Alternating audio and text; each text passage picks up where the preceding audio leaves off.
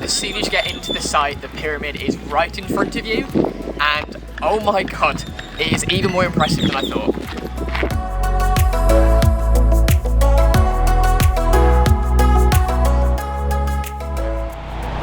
Today we are heading to the very first of the 7 wonders of the world on this channel, Chichen Itza. If you don't know what Chichen Itza is, it's probably the most famous Mayan ruin complex in the whole of Mexico, and it has a gigantic pyramid at the center. We've made it to just outside the entrance, and so far it's definitely looking quieter than we've seen it before. Our bus from Tulum dropped us off here the other day, so we saw it pretty busy in the afternoon. If you want to learn how to get from Tulum to here, watch that video. There's still a big queue though. I think lots of people probably get here quite late. Early to beat the crowds, because we actually came here as well yesterday at 3 PM to try and get some cash out, and there was nobody here at all. So maybe coming here late is actually a better option if you want to only give yourself an hour and a half to see everything. Hola, sombrero. There's also people selling hats.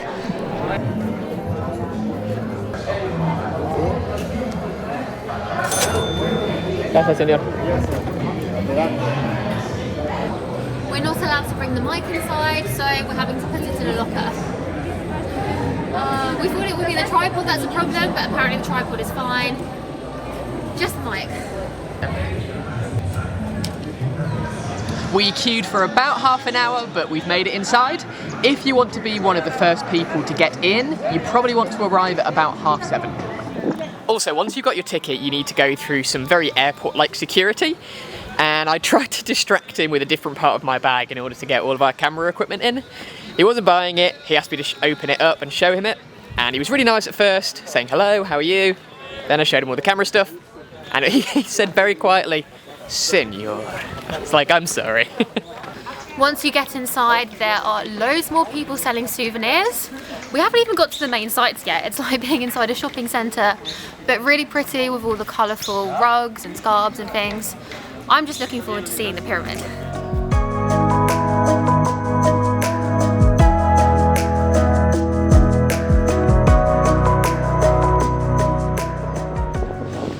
As soon as you get into the site, the pyramid is right in front of you, and oh my god, it is even more impressive than I thought.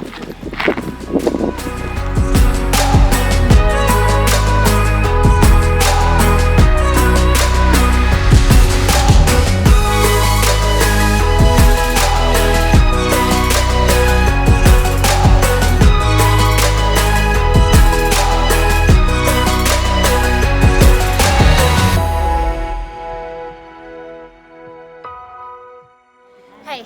Hi. Are you ready to clap with me? Why are we clapping? I'll tell you in a minute. Okay. 3, 2, 1. I don't think it's working from here. Could you hear anything? I heard us clapping. I'm so confused right now.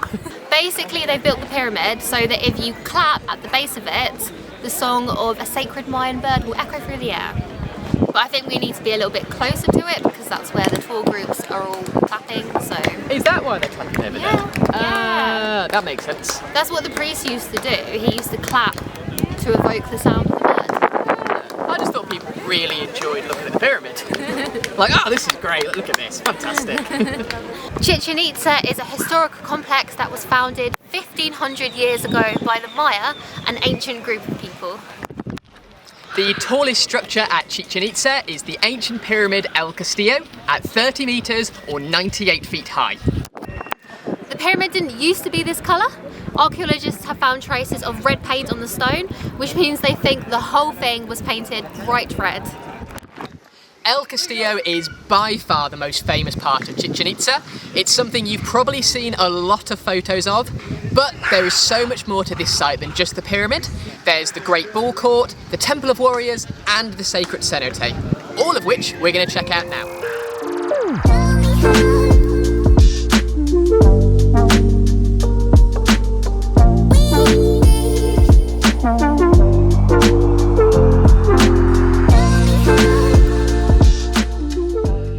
The Great Ball Court, as you probably guessed from the name, is an arena of sorts. The most popular game played here was a sport named Pop to Pock. The aim of the game was to hit a rubber ball through one of the hoops way up there.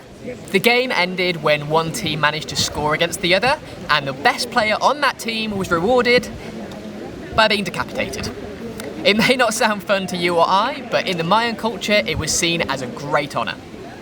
Izzy and I are both quite competitive people, but I don't think either of us want to win that game. But I would win if we played. No, no chance. Fine, you can be decapitated then. Ow, that hurt. Sorry. Just karate shot my throat. I'm sorry. No. Do a Vulcan grip.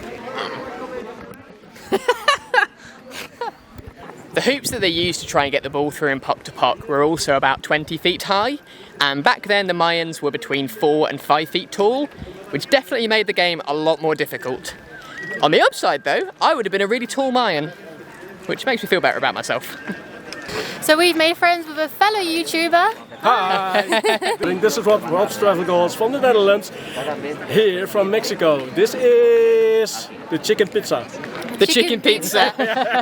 It does sound like chicken pizza sounds great right now. Chicken pizza sounds really good. And this is the last time I make that joke again. So sorry guys, I quit with it. We've been swapping travel tips, so we've been recommending Albania and he's been recommending Petra and Jordan, so yeah.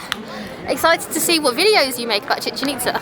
Yeah, I hope they will be quite cool videos, so I'm not really good at English. I hope you can follow me. But yeah, if you haven't seen Rob's channel before, go check it out. We'll put a link in the description. We've stopped for a couple of minutes to sit down in the shade, and there's something that I wanted to address. Before Izzy and I came to Chichen Itza, we kind of expected it to be as busy as it is. We expected all the tour groups and the amount of tourists to be here, but what we didn't expect was how accommodating all of the other tourists seem to be.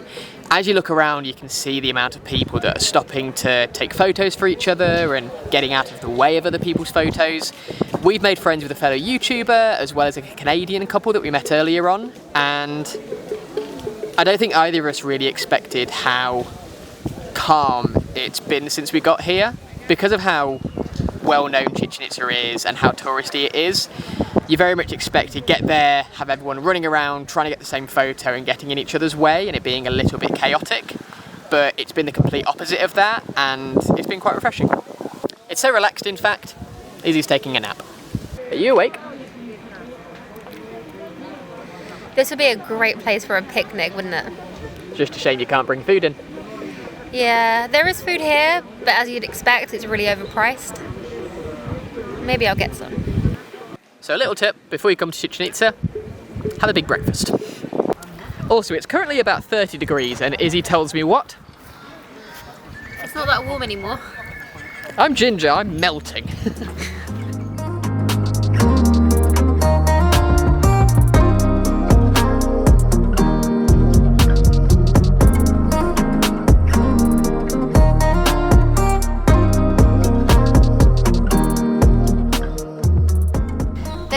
Warriors was the only place large enough to hold mass gatherings in the late Mayan period.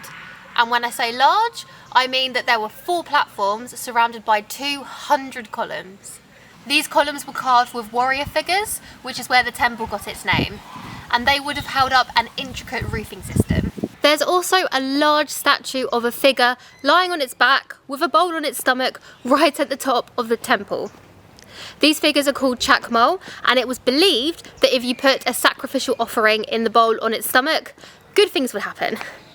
This particular chakmo, it's believed, was used for heart sacrifices. Imagine that. You're sacrificed to the gods, someone cuts your chest open, pulls your beating heart out, and there's a mass crowd cheering below. Not my idea of a good day out. Of course, that depends on how badly you want to be the centre of attention. You're an attention seeker, aren't you? Yeah, not enough to have my heart ripped out, though. Ah. Which one? No, gracias, señor. Good price. Hola, lady. Almost free. Not quite though. They are relentless here, aren't they? Hard sell. That's what you used to do as a job, isn't it? No, thank you. No, thank you. Isn't that what you used to do as a job? Hard sell to old people? Yes, I worked at Chichen Itza. I used to work in sales. The last place we're going to see is the Sacred Cenote, and it's a bit of a walk away.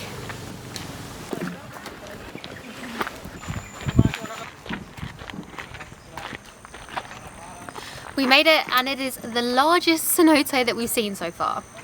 We mentioned in another video that there aren't many rivers around this area, so the Mayan people used cenotes, large limestone crevices full of water, to get their water.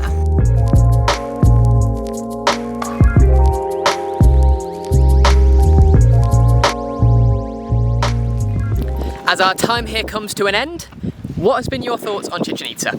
It's been incredible. One, I didn't realise how big it was, and I only knew about the pyramid, so to see some other amazing historical sites here was really cool.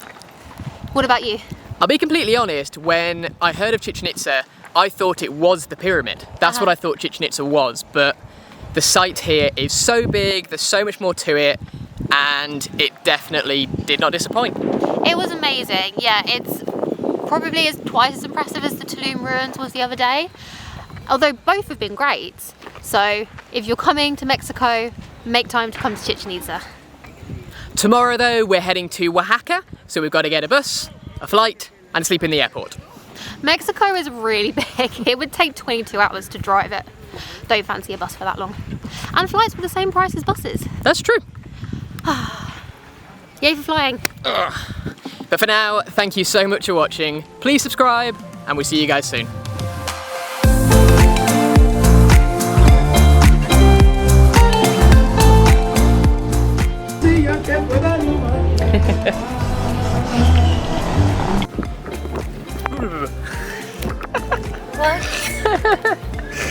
Wakey wakey!